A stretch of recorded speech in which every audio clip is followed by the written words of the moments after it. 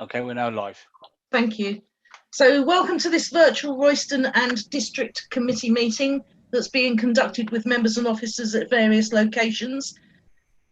Before the meeting starts, I'd like to explain how proceedings will work and to confirm that members and officers are in attendance. So when I call your name, can you just indicate that you can hear, and we can check that you can be heard. Councillor Brown? Present. Councillor Davidson?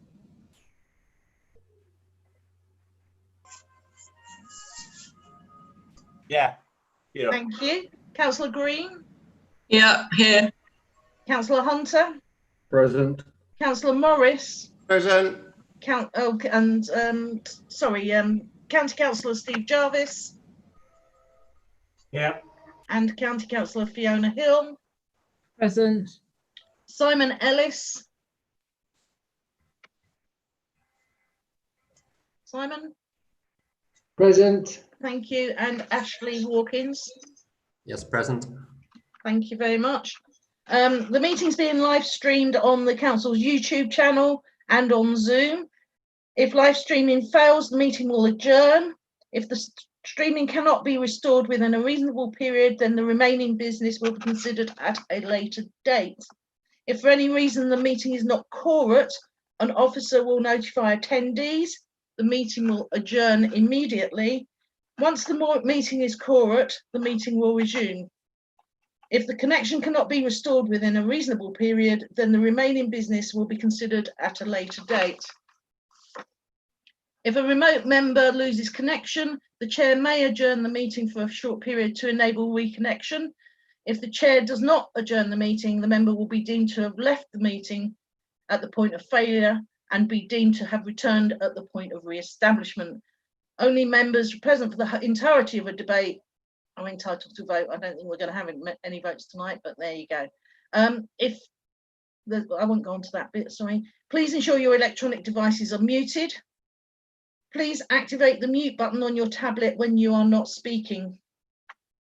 I don't think we'll have any votes, but if you do, then you know it's the green tick in participants for yes, the red cross for no, and the blue raised hand for abstain.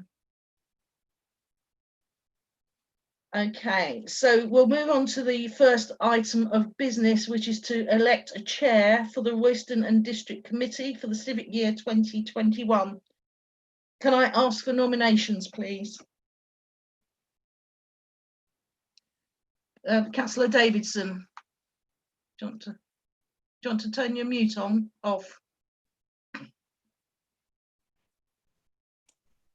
Sorry about that. That's all right. I propose Councillor Tony Hunter as chairman of the Royston Area Committee.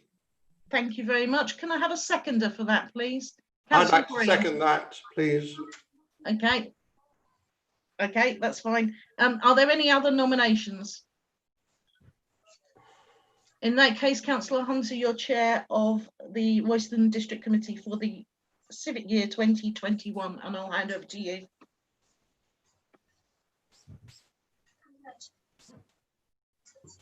Thank you kindly. I'll just unmute myself. Right, we move on to item 2, which is apologies for absence. I'm aware of one, Councillor Stanier. I don't think there are any others. No, everyone else is here, Chair. Thank you kindly. That moves us on to item 3, election of vice chair for the civic year. From the chair, I'll nominate Councillor Bill Davison. Can I have a seconder? I'd like to second, please, Chairman. Thank you kindly. Any other nominations? The Councillor Davison is duly elected. Thank you kindly. Notification of other business. I have none. Are we aware of any that I'm not aware of? No, Chair. Chair's announcements. I'd like to thank you, everybody that attended Town Talk. It was an interesting venture, something we haven't done before, and I'm sure we'll be doing it again more often. In accordance with council policy, this meeting is being audio recorded and live streamed on the council's YouTube channel. Members are reminded to make declarations of interest before an item. The longer reminder about this and speaking rights is set out under the chairman's announcements in the agenda. Public participation, we have none. So that moves us on to item 7, S106 obligations annual update. And I'll ask Mr. Ellis to present. Thank you kindly. Thank you, Chairman. Yeah, strange to be back at Royston Committee, but not quite in the way we'd normally expect. I was hoping that I'd have a little bit more to progress on this year, and I apologise that some of the things in the report is fairly similar to what we said last year.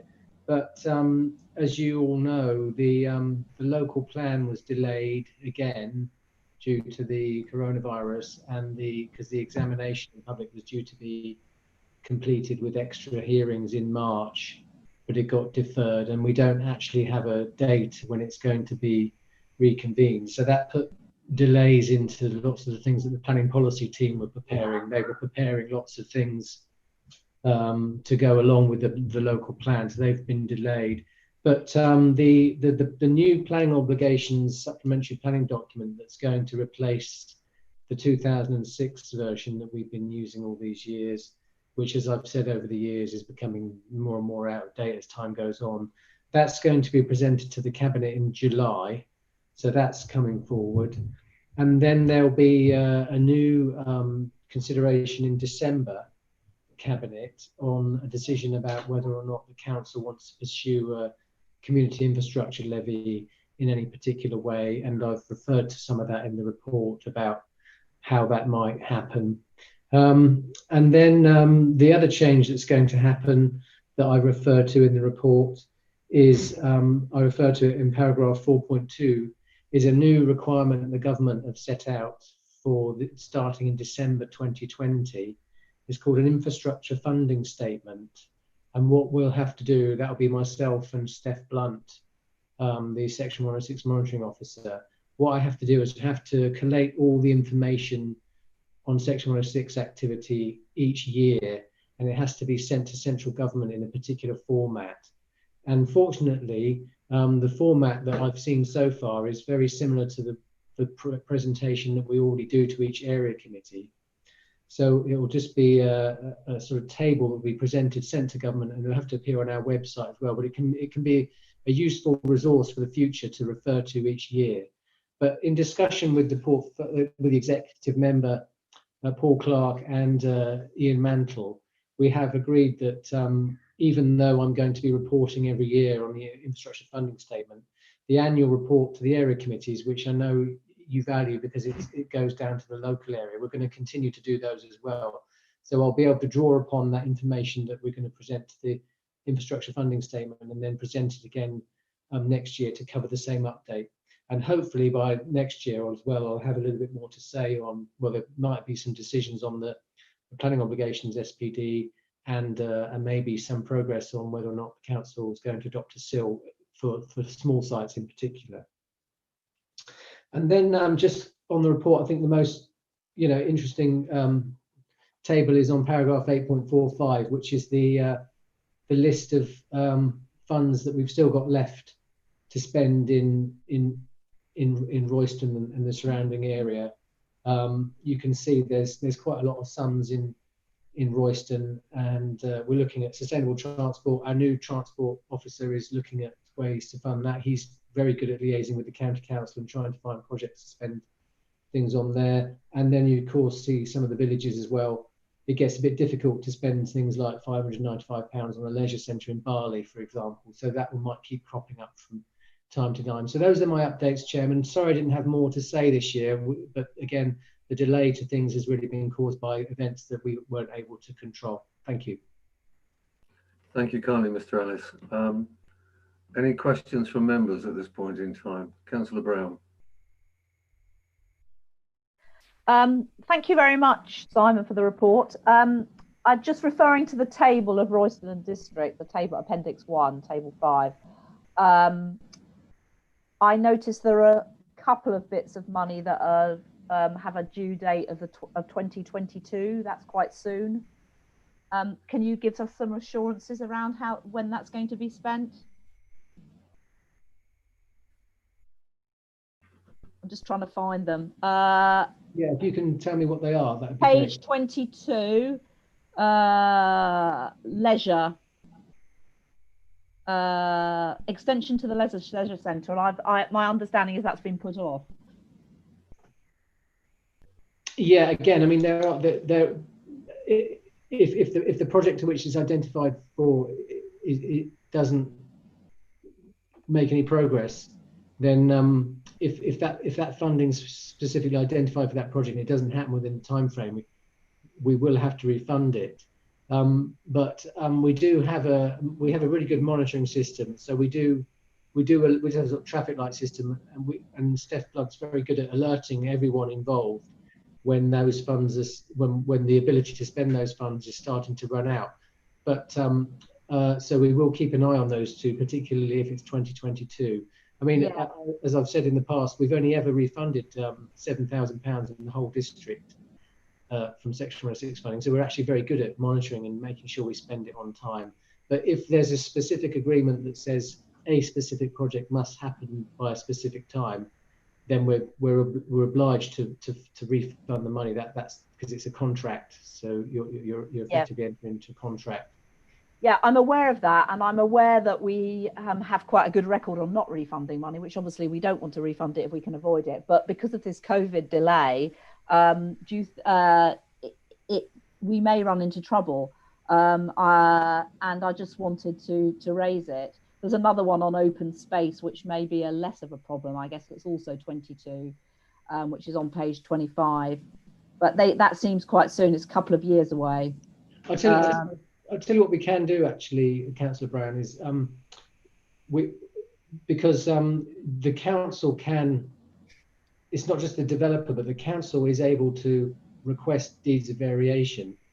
So if we get to near 2022 and we find that say for example, the leisure centre project is a couple of years off, we can say to the developer, we've got this funding that needs to be funded by 2022, but would you be willing to enter into a deed of variation to extend it to 2024? So what I'll do is, as a note from your point there, I'll when next time I have a conversation with Steph Blunt and we look at the overall picture, we'll look at any opportunities that there might be there to start to look at some possible deeds of variation where we know there's a potential project in the pipeline, but it's possible that it might just be on the current time horizon. So yeah, it's not, we can't guarantee the developer's going to say yes, because if they don't agree the deed of variation, then it's a contract, as I say, but it is within our ability to at least seek an agreement from them to extend the funding horizon a bit further. So we can also look into that as an option as well. Great. I mean, that seems a reasonable request given the pandemic and the delays that have ensued. Thank you. And it wouldn't be the first time that you've actually done it, Mr. Ellis. I'm fully aware of that, and also to get people to actually switch the money to something else, which is quite useful. My question is quite simple. I think we brought this up last time around.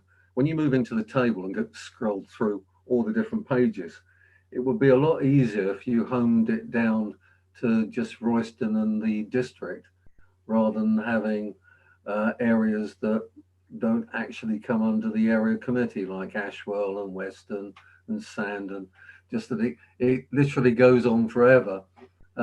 If you hone that down a little bit more, it would probably be useful for both us and obviously the other area committees, that they can actually look at what is relative to them rather than across the entire area. Yeah, I take that point, Councillor Hunter. I think you're right. You've mentioned that before. For some reason, I'm not quite sure why we include Kelshall and things in these lists, because I've always asked Steph to make sure she gives me just those that are relevant to the Royston area. That's partly why I just put the table in the report on 8.45, just to highlight the funding that's remaining in the areas that relate to the Royston and district area. But yeah, I take the point, and I noticed that I'd done the same thing as I've done last year. I've included a load of villages that aren't relevant to this committee. So I'll take that and I'll try and correct that again next time. Sorry about Thank you kindly, and make it a little bit more user friendly than scrolling page after page, which obviously doesn't actually come under Royston and District. Any other questions? Simon, did you say Kelshall there? Yeah, I think Kelshaw's on the list, isn't it? Kelshall is in my ward. Yeah. There are others that I don't always remember off the top of my head which. Yeah, no, it's borderline, but it is in my ward, so it's okay. Yeah, I think, yeah. Don't worry, you won't be forgotten, Gerald, I'm sure. But obviously, if we home it down, it'll just make life easier for everybody, especially tonight that I've got 3 devices on the go, so actually scrolling down pages in ModGov is great fun. Any other questions, or should we note that everybody happy to note the report? Agreed? I'll look for the nod of heads. Everybody is in agreement. Thank you kindly, Mr. Ellis, much appreciated, and we'll look forward to next time when I'm sure it'll be a lot more interesting in the sense that we won't be stalled as much as we are at this point in time. But I hope so. Thank you very much. no, thank you, much Good appreciated. evening. Cheerio. Good night, take care. Although you're welcome to stay. If I move us on to item 8, I can hear background noise from somebody, which is grants and community update. Mr. Hawkins. Thank you, Chair. The first point I'd like to raise is under 2.2, there's reference to a grant award of £1,300 to North Hearts Emotional Support and Skills Service, NESI. This was due to be tabled at the meeting tonight, but we were able to find funding for this group from the COVID-19 support fund at NHDC, in which we were able to award them £5,000 towards their projects. I have informed Rachel from NESI of this and reminded her that if she needs funding later on, she can come back to the area committee. Thank you kindly. That's good news. Obviously, it's an organisation that needs the assistance, and the special reserve is obviously being put to good use. Yeah. Chair, moving on to 2.4 in the recommendations. This is just for members to note, as part of the COVID outbreak, the area committee did award £450 to the Royston v Coronavirus Support Group.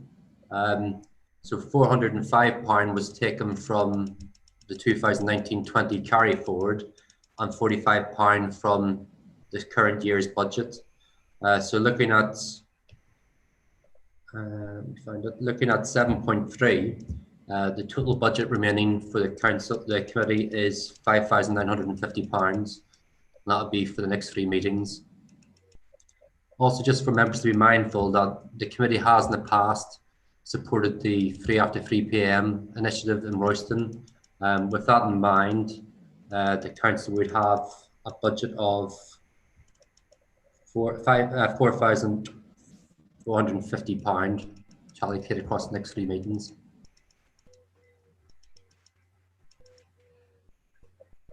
Thank you kindly. And probably that's a good point to bring up, because obviously our committee puts £1,500 into 3 after 3, and both our county councillors and the local bid put into it. But obviously, if you think logically, over the last 3 months, obviously that money is obviously paying for precious little. I do wonder whether or not we as a committee ought to be asking NHDC as to whether or not we can have a reduced payment next year, because I did note in the papers that I was reading they were looking to actually try and put a inflation on our 1,500 on a yearly basis, which seems a little illogical, seeing it's an actual grant. And if we can get inflation on our actual funds to compensate accordingly, that might be useful. But I'm sure the county councillors are in the same position, and especially the pressure that's been put on us all through this difficult time. Any comment from anybody?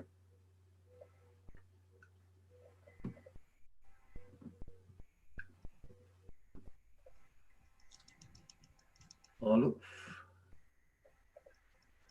Sorry, Councillor Brown. I do agree that obviously parking has been a bit of a, well, there hasn't been much parking. And obviously that's had a massive impact on NHDC revenues over the last few months.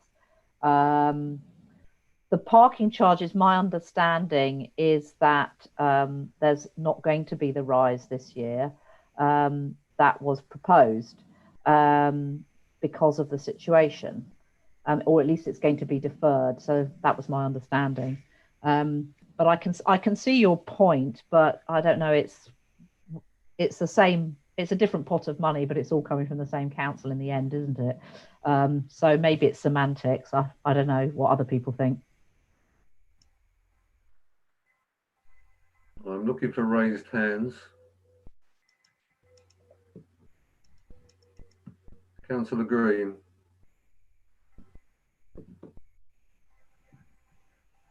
Councillor Green, you're on mute. Sorry.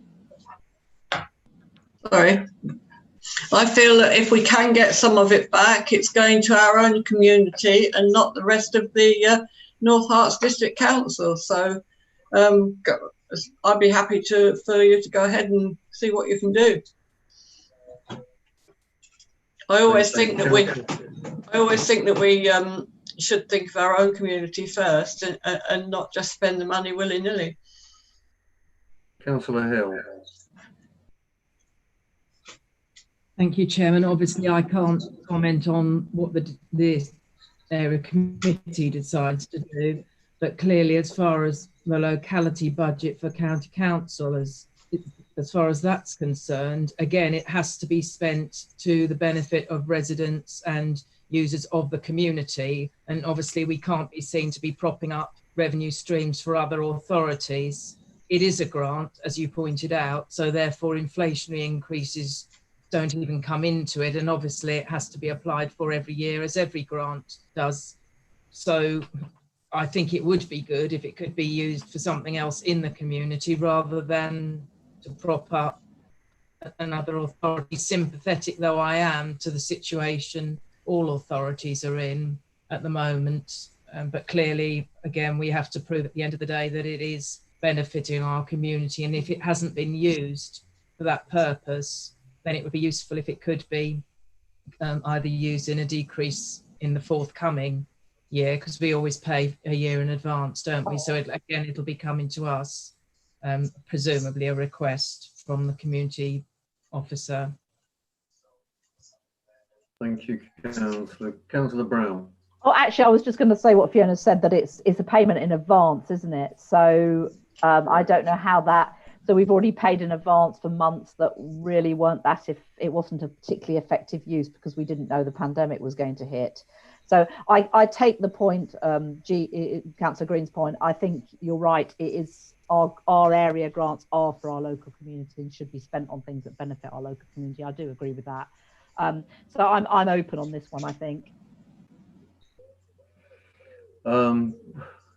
Anybody else wishes to speak? Otherwise, I think from the chair, I'll put forward a proposal that we actually put a request probably to Cabinet that we look for a discount against our 1,500 free after 3 for this coming year. Do I have a seconder? I do. Thank you, Councillor Green. Hillary, I'm sorry to force a vote, which you didn't expect. No, that's all right. I just wanted to clarify something before you went forward. Have you already given this grant then? No, we actually pay a year in advance every year. So this coming year, we will be asked to put £1,500 into the pot to actually pay for next year. Okay. So we pay a year in advance each year, and that applies to both ourselves, the county councillors, and Royston bid.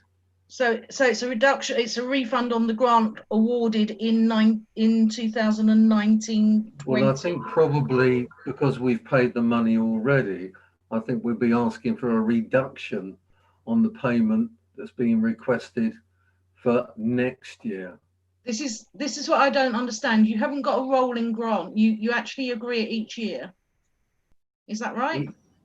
Each year we actually pay £1,500 out of the area committee funds to pay for next year's free after free.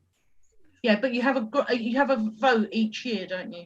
That's correct. And the So money why don't you just, when you get, rather than go through this, why, it's just a suggestion, why don't you just say, I'm sorry, we're going to only give you 1,300 next year? Interesting thought. It's just an Councillor idea. Hill, the hand up. Thank you, Chairman. The difficulty is because we have already paid, that if the money was given back, as the officer was suggesting or questioning, then it wouldn't actually benefit the community because we're outside of that financial year. So therefore, it would have to be a reduction in the year we're coming into. The decision was made at the beginning that we had to pay in advance. Clearly, this is a really unfortunate and tragic situation that we're in, and nobody is gaining at all by it. I mean, clearly all the budgets have been hit, but you know, we really do need to ensure that our communities benefit rather than just propping up revenue in other areas. So it would have to be for the forthcoming year, because otherwise, I believe, once you get to the end of that year, it just goes back into a pot. It doesn't actually benefit, albeit the civic year runs. We could get it back this year, actually thinking about it, because the civic year runs to the end of March. And when we agree the next lot of funding, that will be from next April. So it could be done one of two ways. It could either come back in this year's budget so that then other community organisations could benefit, or it could be a reduction in the request for next year. It could actually work both ways as far as the locality budgets are concerned, and I presume it would work in the same way for your budgets. Councillor Jarvis. Thank you. I'm afraid I had to leave in a moment, but I was going to say I very much what Fiona Hill said. I think the simplest way from the locality budget point of view is if a proportion of the grant that was paid for this year were applied to next year. So if there's going to be a reduction, there is a reduction in the payment made this year for the following year, and I think that's the simplest way to deal with it. And I would obviously go along with the arrangements that everyone else agrees on that. But if you accept my apologies, I have to attend another meeting now, so I'll leave you at this point. Okay, thank you kindly. Thanks, sir. Right, well, from the chair, I think logically, the way forward is to ask for a reduction against next year's budget as far as the locality budgets are concerned for county, and also our area committee budget. I think the logic is that the monies that we've spent to date, obviously we've lost a good amount of the need because nobody's parking in the car parks, and it does seem a logical way forward to me to ask for a reduction. I had a seconder from Councillor Green. So I think, Hilary, if I put that to the vote. Yes, that's fine, Chair. So if it's if you vote with your buttons in participant section, and it's green for yes, red cross for no, and raise your hand for abstain, please.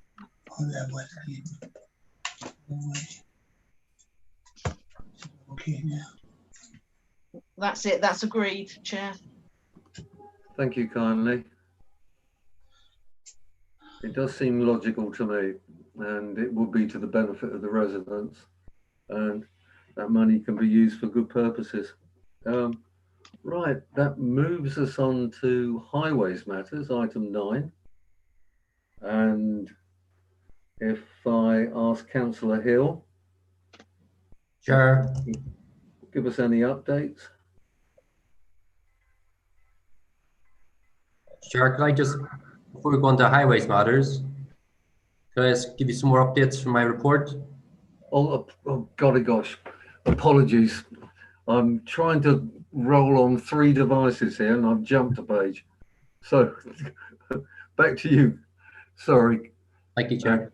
We've been talking about the impact of the coronavirus on parking, on a number of factors.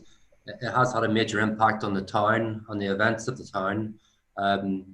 We had the Royston May Fair was cancelled in May. Royston in Blue, which supports the Teenage Cancer Trust, was cancelled in June. And the Kite Festival also penciled in for August has been cancelled. So as well as losing those community events, groups have lost their opportunity for fundraising. So it has had a big impact on the town, both in terms of supporting the charities and also supporting the businesses of the town as well.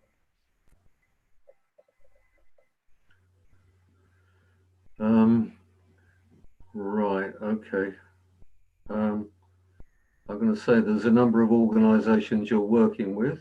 I know the community grant went through to the British Legion, which is good news. Yeah, and Coombs Community Centre also was awarded £10,000 as part of the business rates grant as well. Excellent. Just a quick one on the bus shelters. Both the bus shelters and the bicycle racks have been put back slightly because of the pandemic. There's been a development in the bus shelters since I wrote the report. We were planning to put a bus shelter in Icknield Walk on Melbourne Road. We've been told that a developer is actually doing the one in Melbourne Road. So we're now reinvestigating the potential for doing a bus shelter in Melbourne Street, which is subject to some ownership issues of who owns the land. So they are on hold, but hopefully we will get those done once things are a bit more clearer. Equally for the bicycle racks, they are still planned for Market Hill and also for the Heath, subject to when things get back to normal. Thank you, Quine. Have I got any questions against the report? I think everything is quite straightforward. Councillor Brown. The part about councillor surgeries, do we need to make a decision on that? Do we need to discuss it? I think Mr. Hawkins will be moving on to that next. Okay, right. Sorry, I thought you'd finished. Yeah. No, I had skipped a page, but I'm back online now. Okay. I will remember trying to work 3 devices is not probably the easiest way forward when you're doing a Zoom meeting. One thing that did occur to me, that with our request to Cabinet reference the 3 after 3, we really ought to include the bid, because obviously we're covering locality budget through the county councillors and the area committee, but obviously the bid also putting quite a substantial amount as far as 3 after 3 is concerned. Are all members happy with that? It only occurred to me after the event. I can't see anybody, everybody's nodding and in full agreement. So could you include that, Hilary, please? Yes, Chair, certainly. Thank you. Right, the future of councillor surgery. Mr. Hawkins. Thank you, Chair. The last councillor surgery was held just before the pandemic on the 14th of March on Angel Pavement. Since the start of the pandemic, there have been a number of online surgeries which have been coordinated by Councillor Steve Jarvis, which have proved popular. The current situation in Royston is we have a councillor surgery every 8 to 9 weeks. This compares to monthly surgeries in Letchworth and Hitchin, Bulldog does not currently operate any counsellor surgeries, and the frequency of surgeries hasn't changed in Royston for the last 4 to 5 years. The online surgeries have engaged with a different demographic than what we tend to get in the high street. So a marriage of the two seems to be a sensible idea, to continue with online surgeries, but also to have the face-to-face surgeries once we're able to do that again. In my report, there's 4 different options for members to consider in terms of moving forward. Option 1 is to continue with the member-hosted Zoom surgeries on a weekly basis until the pandemic is over, and then to continue with the counsellor surgeries on an 8 to 9 weekly cycle as per norm. Option 2 is to continue with the member-led Zoom surgeries during the pandemic, and then to return to the 8 to 9 weekly cycle of the counsellor surgeries, plus online Zoom surgery once a month. Option 3 is to continue with the Zoom surgeries on a weekly basis, and then to revert back to face-to-face surgeries on a monthly basis. Or option 4 is to continue with the weekly surgeries until the pandemic is over, and then to revert back to counsellor surgeries on a monthly basis, and complement this with a member-led online surgery once a month also. Thank you kindly. Any comments from members at this point in time? Councillor Brown. I think that obviously weekly has been important during the pandemic, but is not sustainable and probably not necessary going forward. But I do think the 8 or 9 weekly cycle is far too infrequent.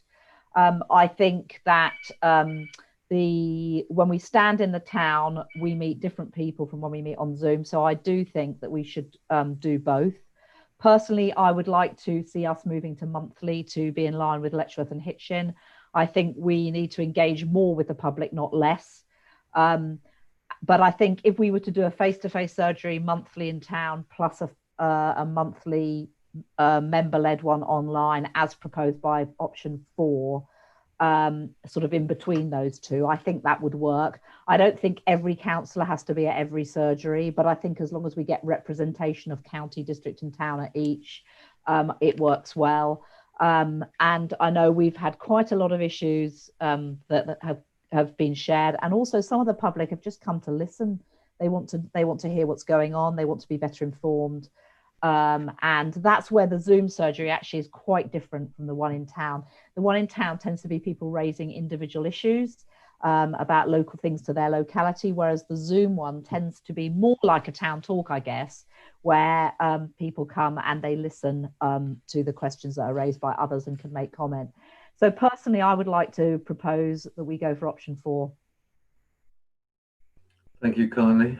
Any other members wish to make a comment before I say something? Councillor Morris. Thank you, Chairman.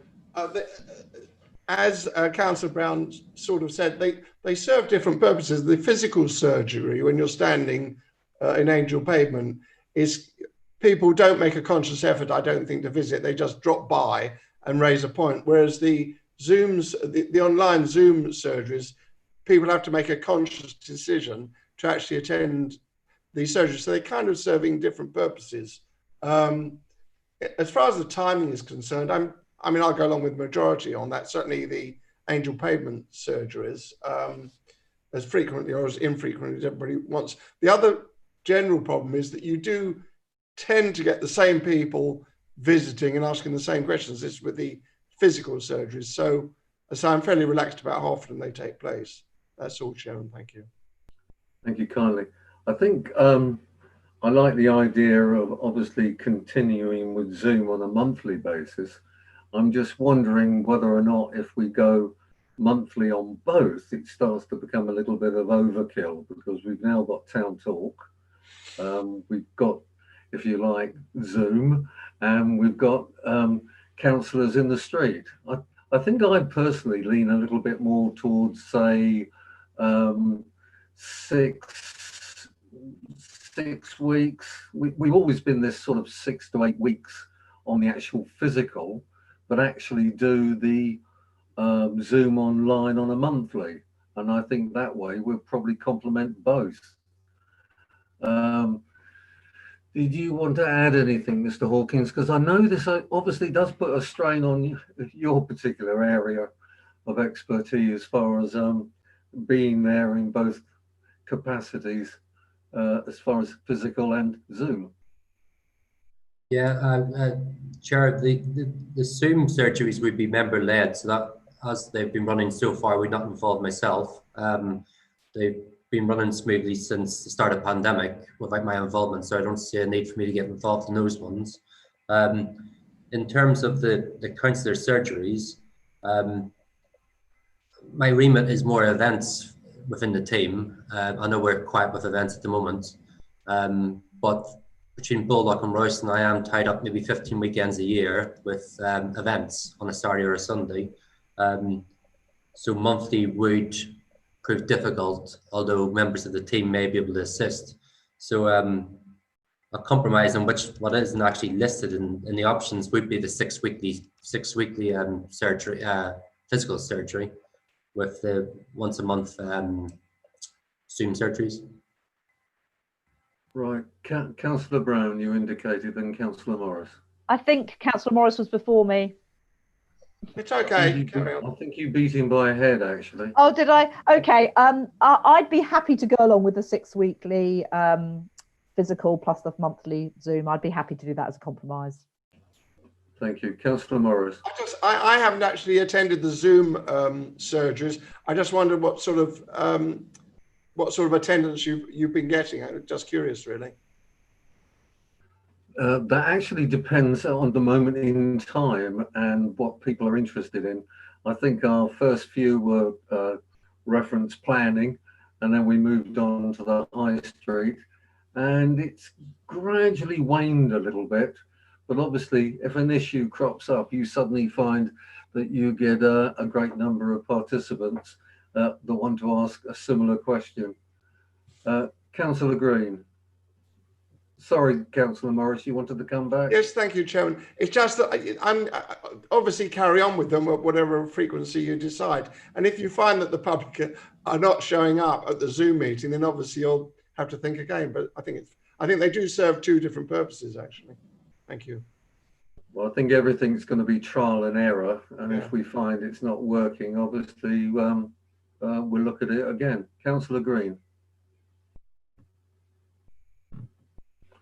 You're on mute, Councillor Green. Sorry. Is it better now? Yes.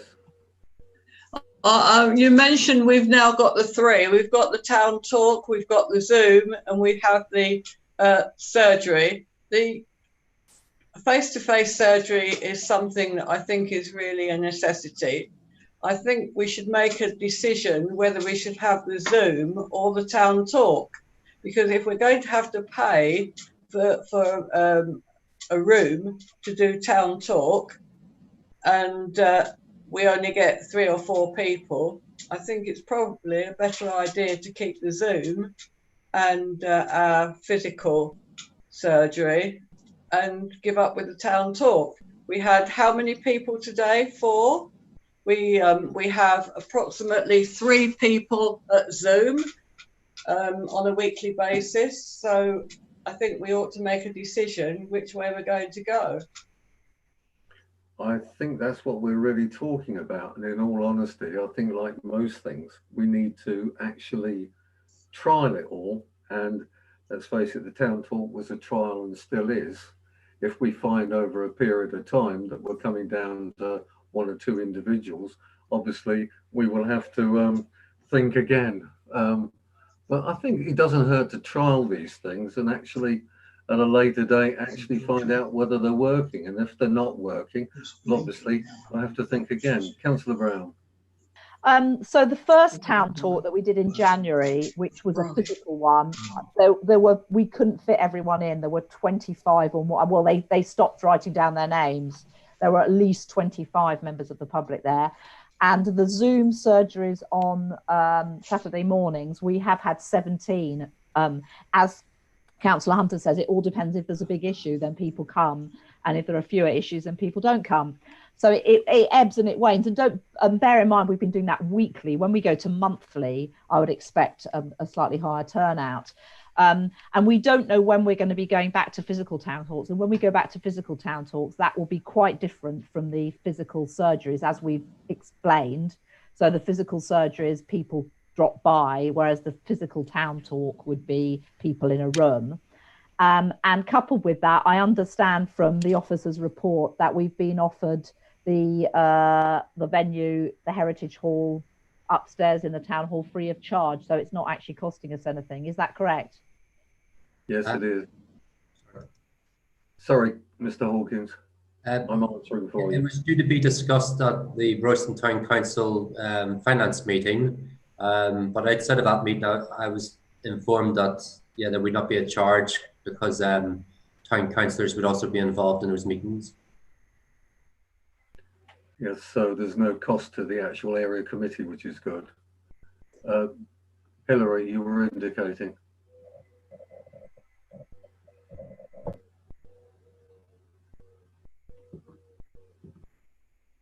I can't unmute you, Hilary. No, this room that you're getting free of charge, is that in the town hall building? Yes, it is. Okay, thank you. Right. From the chair, I think the idea of 6, or depending on the diary and how it falls, 6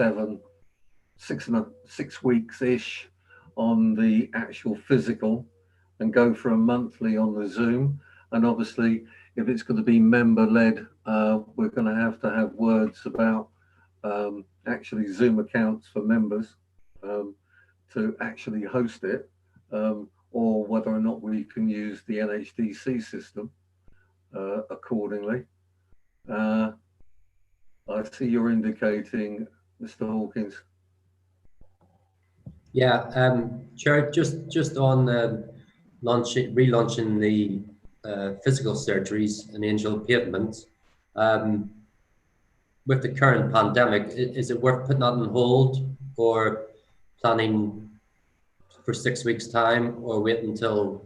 Well, it's quite obvious that depends on the current state of the virus and what happens next. But obviously the physical ones won't commence until we have a total all clear. Between now and then, it will be virtual. Okay, thank you, Chair. Councillor Morris. Thank you, Chairman. Can we not at least tentatively set up a physical one? Because the trouble is, once we get the all clear, you've then got to set the meeting up. So that'll be sometime in the future. So you will end up not having them for like 2 months or something. If you at least penciled in something for a month's time or something, you could always cancel it. Is that an idea or not? Well, that does have a sensible suggestion as far as I'm concerned, because you can always cancel it. So if you just set a date, 6 weeks in the diary, and obviously confirm or cancel accordingly. Councillor Brown. My personal view is that as non-essential shops are now open with social distancing, if we could organise a socially distanced councillor surgery, and this would, I'd obviously need Ash's comment on this, then I don't see why we couldn't go ahead with it anyway. But obviously we'd have to do it conforming to the social distancing, if you think that's possible. And I agree with Councillor Morris that we should get a date in the diary. Put the dates in the diary, we can always cancel them all. Probably set them all actually for the next year, and then we might have to cancel the first one, we don't know. Mr. Hawkins, are you? Is that? Yeah, I'm just thinking about when to set the first one for, because we're coming up to holiday time, even though there may not be any holidays for anyone. But do we want to pencil one in for July, or do we want to leave it until August? Or if we could have a steer from the group, from the committee on July or August start, and then I'll start plotting them for every 6 weeks. Councillor Brown. Personally, I'd quite like to steer clear of August, because I think by August things are opening up and many people might be away, and certainly I would rather not commit to August. So either late July and into September, or we just start in September. I don't know what the feeling. That's kind of my feeling. I don't know what other people think. Well, I think if something's penciled late July, we can always cancel and sort of take it from there. So probably August is a good month to stay clear of, because some of us might be able to have a break. Although who knows? Probably it'll be local. So, Chairman, do you want to go Right. for the 25th of, sorry, 25th Yes, of August? Councillor Morris. Thank you. 25th of August? Was that a Saturday? You meant July, I think.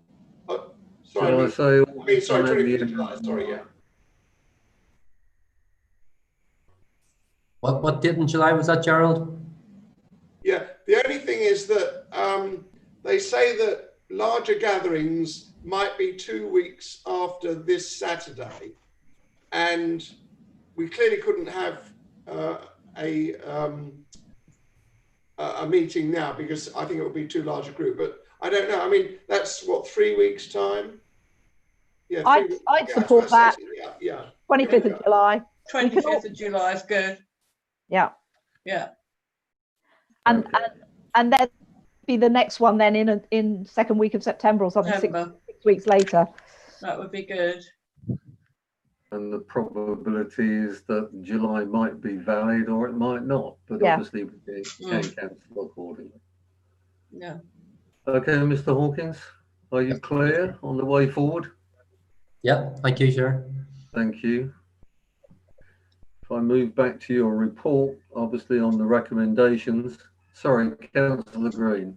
Could we actually in July, if needs be, arrange for a certain amount of the councillors that are available so that we have social distancing? We won't have so many of the councillors there.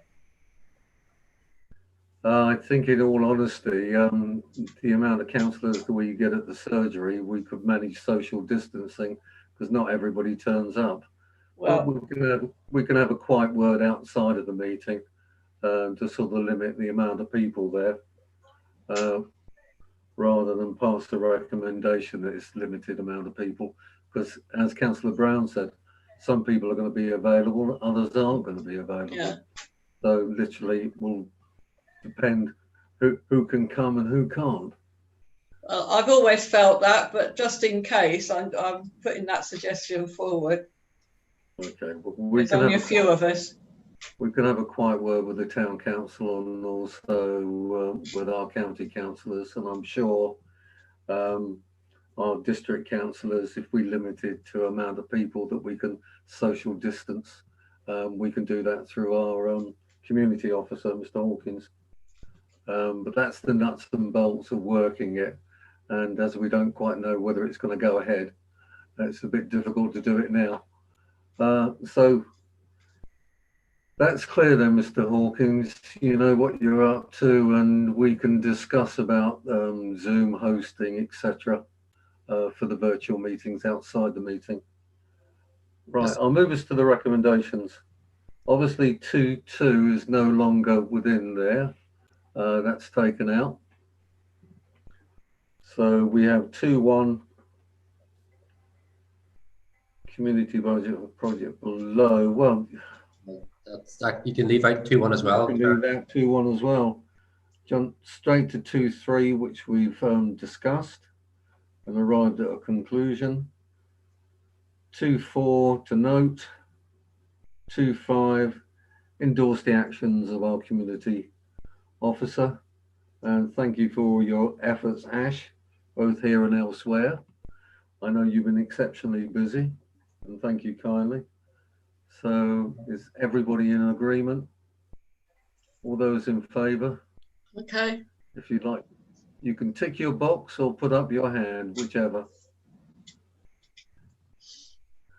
Are you Yeah, happy? that's fine. I'm happy to accept that because I can see everybody. It's when you can't see everyone on the same screen that you have a trouble. I was just about to ask you whether you were happy with that or Yeah, not. no problem. Thank you kindly, everybody. And now I'll jump to item 10 and highways and call upon Councillor Hill. Thank you. Thank you, Chairman. I'll go through some of my individual for my division highways locality budget schemes coming up for the forthcoming year, and some of the integrated work programme streams. And then I'll just go through a couple of points that have been carried out, which will cover myself and Councillor Jarvis's division. They're some of the bigger schemes. But on the bigger schemes, obviously everyone will have noticed the social distancing in the high street. That is being done under government guidelines for all the right reasons. We have been liaising with all the stakeholders, retailers, businesses and residents in order to comply with the guidance we've been given, but at the same time making the area safe. Delighted to be able to announce as well, and some people may have already seen this, that there was a decision made by the Greater Cambridge Partnership meeting on the Melbourne Greenway, and that includes the bridge over the A505, and I think just about everybody here has been involved in that, so that's really good. And obviously County Council for Hertfordshire and Cambridge, plus the district councils and town councils all working together on that to try and get a successful outcome and improve the experience, not only for cyclists, but also for walkers and equestrian and all forms of non-vehicular transport and sustainable transport. It fits in with everything that we're doing with the sustainable travel town proposals and public health agendas, which are under, obviously the government are encouraging us to carry out, doing all the healthy activities. So that's a really good thing to have happened. Just a question of trying to pin down all the funding now and getting all the detailed designs done. The A10 near Market Hill has now been resurfaced where it was, the shaling was bad, and in the end debatably quite big potholes as well. The reason for the delay on that is that we are waiting for utilities, or were waiting for utilities to carry out pipe work along the A10 from the villages of Reed and straight the way down the A10. They didn't give us a date and it was getting really bad. So much as we would have liked to have seen the drainage works done first, we did have to carry out that resurfacing. And same in Orchard Road, again, there was some very bad shaling and potholes there. That's also been carried out. So those are some positive things. Moving on to very localised divisional schemes.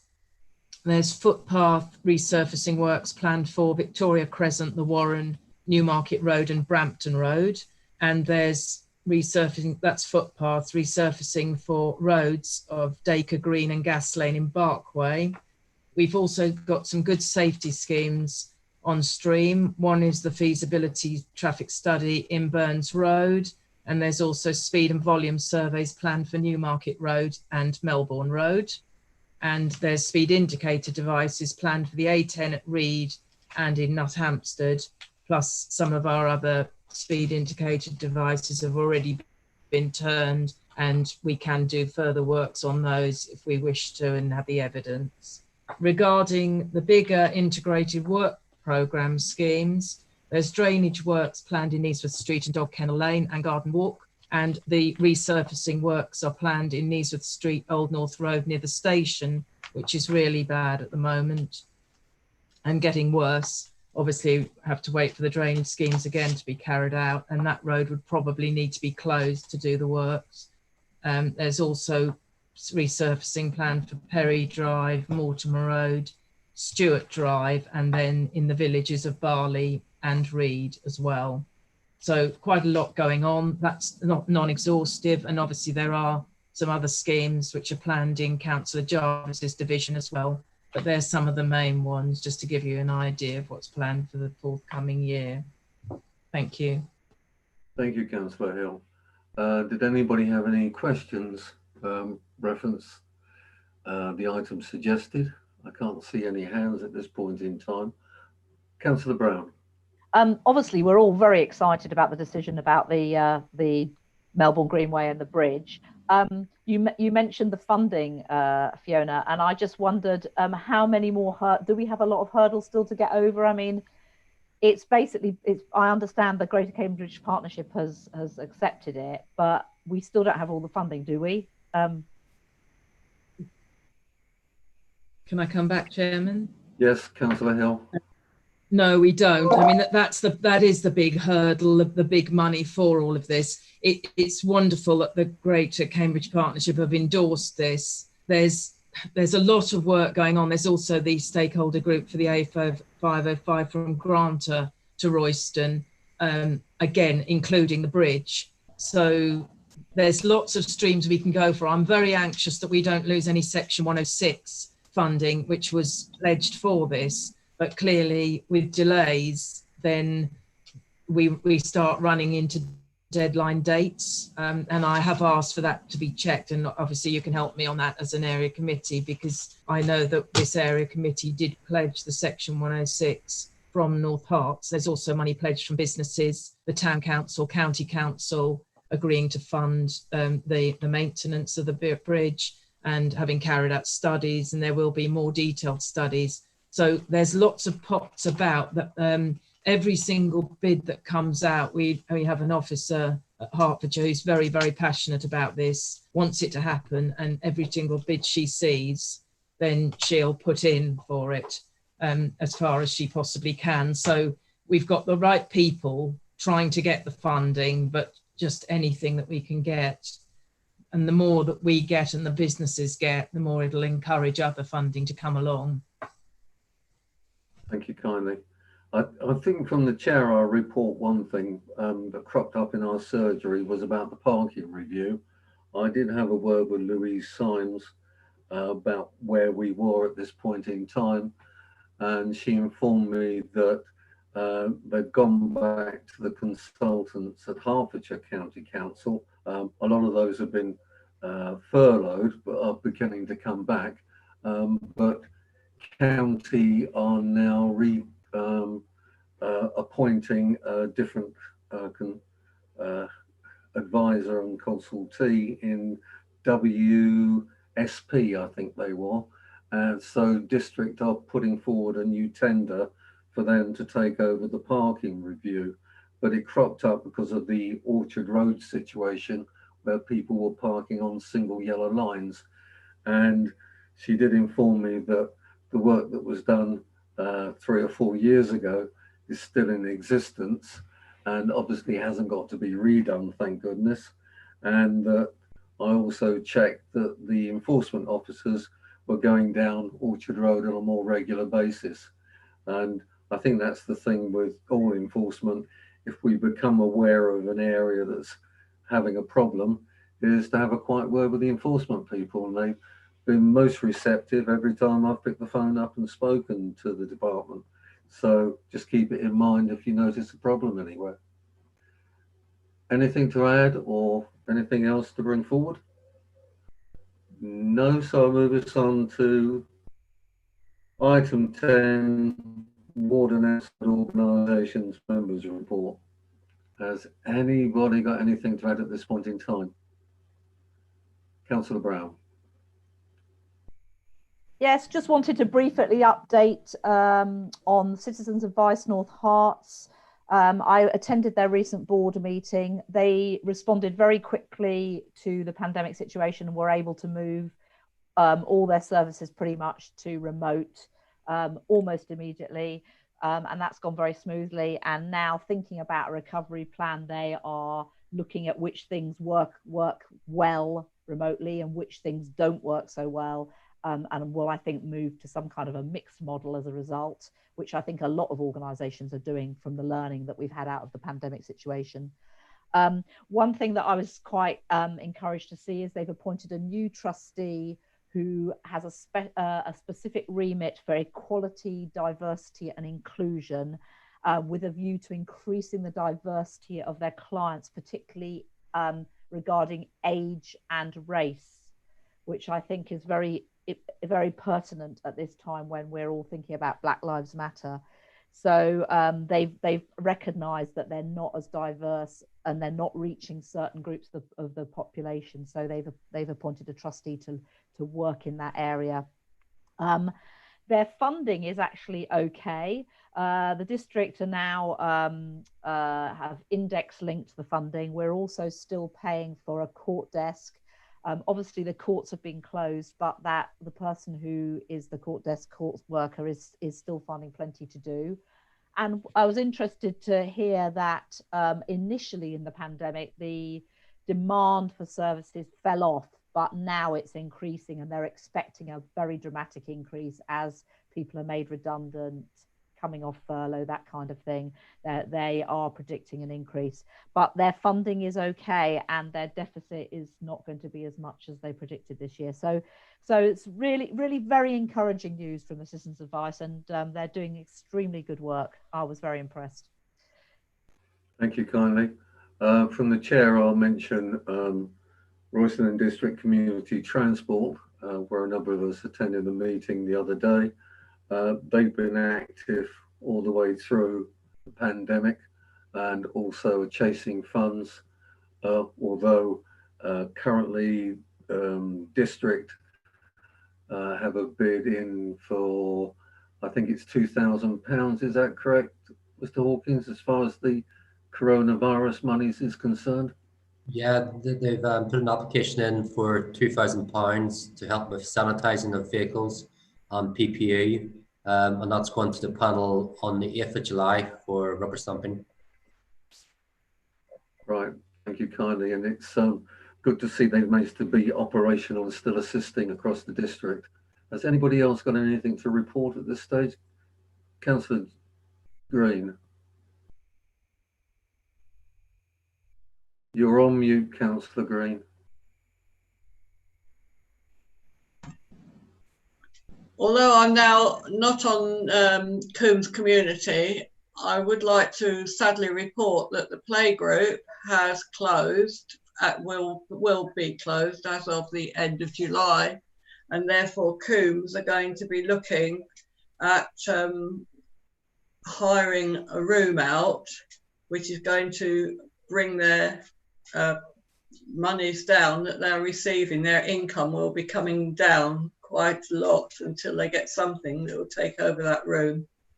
And I think I perhaps ought to let you know that it's only virtually because of coronavirus, and also the fact that the playgroup has been losing funding for the last couple of years, and we've not been making a profit of any sort to be able to keep the playgroup going. We have enough funds to pay for the redundancies, holiday pay, and pay that the staff are having to be paid until the end of July, and then that will be our funds finished. So it wasn't viable to carry on. Thank you. Yes, and it was a bit of disappointment when we didn't get more notice on that particular one, because maybe we could have aided and assisted in other ways through the particular grants that are available across the board. So it was quite a shock to suddenly be told that it was closing almost out of the blue without any notice. But obviously, hopefully somebody will step in to cover, because obviously that facility provides something that's needed. It's just a question of when it will be a viable business again, which is difficult through these. Can I say that the leader has been there over 30 years, and she was only 2 years off of retirement. She had cut her hours, her days down to try and make ends meet with the playgroup. Her deputy was doing the same thing, and at one stage agreed to take it over, and then changed her mind because of the amount of admin and everything. So there was no way that they could get somebody to take it over and run it. So at this stage, it was the only way that we could close it down and make sure that all the staff had the finances that they were entitled to. Yeah, I must admit, I'm still a little disappointed that we didn't get any notice that we could have aided and assisted. But that's commercial business. It's not actually a council-run business, so obviously it's difficult. Any other members?